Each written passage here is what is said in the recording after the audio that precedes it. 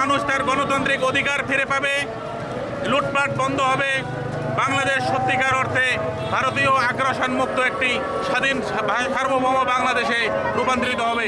সবাইকে বিজয়ের শুভেচ্ছা।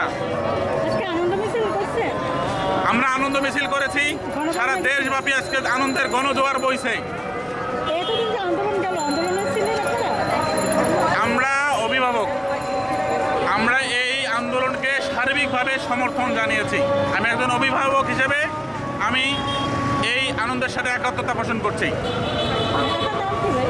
আমার নাম ফিরোজ কবির।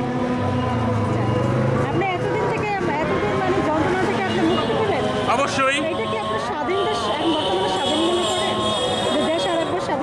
দেশ, জনগণ বলছে আসলেই দেশ স্বাধীন হয়েছে। স্বাধীনতার অর্থ হলো সাম্য। আমি যদি বলি মুক্তিযুদ্ধের অঙ্গীকার কি ছিল, সাম্য, মানবিক মর্যাদা, সামাজিক সুবিচার।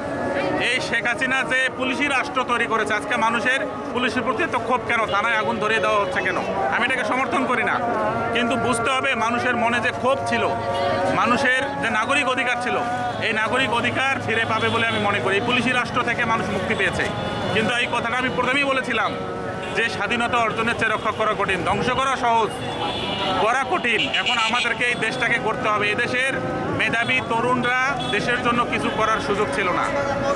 এই সরকার শেখ হাসিনার যে একটা গুন্ডাতন্ত্র কায়েম করেছে, এই গুন্ডাতন্ত্রের ভিতরে মেধাবীদের কাজ করার কোনো সুযোগ ছিল না। আজকে যারা মেধাবী, তার মেধার অনুসারে তারা নতুন বাংলাদেশ বিনির্মাণ করবে। আমরা আওয়ামী লীগ চাই না, বিএনপি চাই না।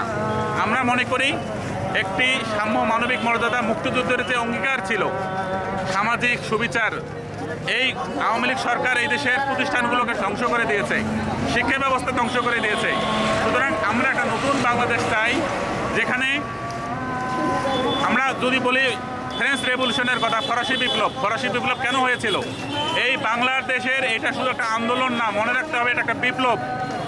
এই বিপ্লবের ফসল ঘরে তুলতে হলে মেধাবী মানুষদেরকে এগিয়ে আসতে হবে। আমি মনে করি দেশের বাইরে যারা আছেন তারা এগিয়ে আসেন। বাংলাদেশে কিভাবে আমরা এগিয়ে নিতে পারি, সবাই মিলে কাজ করে বাংলাদেশকে এগিয়ে নিতে হবে। আমি মনে করি নো আওয়ামী লীগ, নো বিএনপি। নতুন মুখ আসতে হবে, মেধার ভিত্তিতে, যোগ্যতার ভিত্তিতে। যোগ্য মানুষকে মূল্যায়ন করতে হবে।